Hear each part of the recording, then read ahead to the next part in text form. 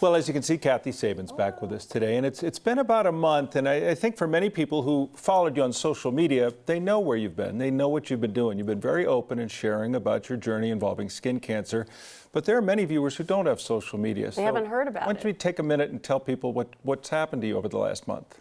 Well, first of all, I have to say I didn't think it would happen to me. Yeah. And like many Coloradans, I love to adventure in the outdoors, horseback riding, running, biking, skiing. I wear sunscreen, I wear hats. I've never had a skin cancer on my skin. I do get my skin checked. And when they told me that they saw something that looked like skin cancer, I was like, what? And then when she said, oh, we need to biopsy that, I was like, go ahead, go ahead. You really thought it was just nothing? Yeah. I like a freckle or something. I thought it was an age spot because at my age, I'm getting age spots now, rising up on my nose. And I was at a routine checkup, and on the way out the door, I just said, hey, by the way, and it was Dr. Leslie Cape. And I said, isn't this age spot annoying? She goes, it was what she saw on the outer ring that I couldn't see. That was... she thought basal cell carcinoma, and that's what it turned out. So you had the surgery, and you were very open about your journey. I thought it was very interesting, and many people would have gone through it quietly and not said anything. You immediately went to social media and shared every step of the way. Well, I'd been at 9 News for 29 years, and as you know, we have amazing viewers and followers here. I feel like they've watched me grow up. They know me, and I've always kept it real with them.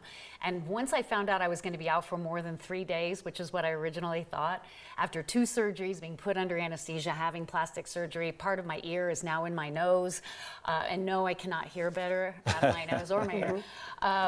Once I knew it was going to be a thing, I share my life with my viewers and fans and people that follow on 9 News, and I just put it out there to say, hey, I'm not going to be back for a little while. I'm going through a little something.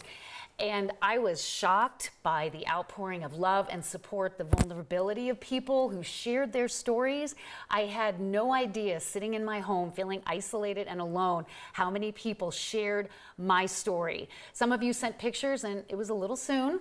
for some of the pictures you all sent. But the stories were amazing, and at least a couple hundred people that I know of have gone to get their skin checked because I scared them.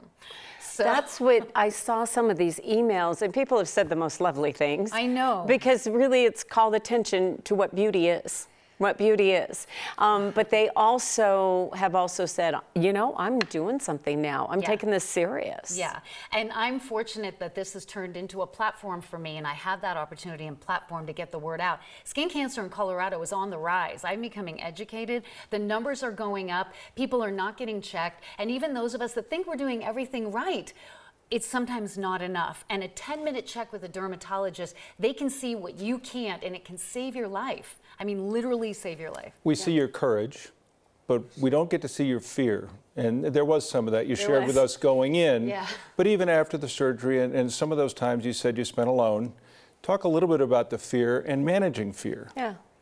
Well, I think, you kind of go inward, like when we were all kind of forced indoors during COVID, you kind of have to go inward, but you also see who your friends are and the love and support that you have. And I was fortunate to have a wonderful team of doctors, and they told me I'm going to be okay.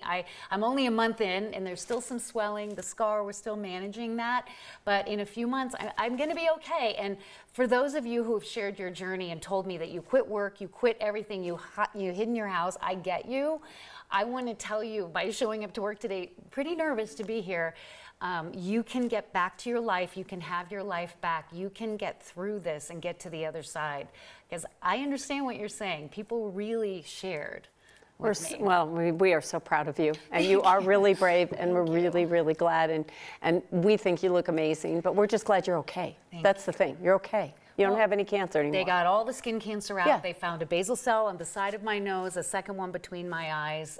There was a Mohs surgery, Dr. Sarah Bassick, and then there was, of course, the going under anesthesia with a plastic surgeon. And yes, it was very scary. When they took the Band-Aids off, Bride of Frankenstein, it was very scary. But you know what? I'm grateful. I'm going to be okay. Good. They got all the cancer, and I know that people are reaching out, and this has maybe made a difference for one person, so thank you. Well, now that you're back, and now that you got your passwords, we're going to take a break. When we come back, we're going to have you do your job. Oh yeah, talk about the I don't weather. remember how. Let's just talk about the Rockies game. Oh gosh, yeah, that was good. That was planned for you too. That was a sign. We look forward to your maps and your forecast. That's all coming up next. Should be interesting. Great to have you back, Kathy. and Thanks, you guys. We'll all be right back. And thank you to all of you.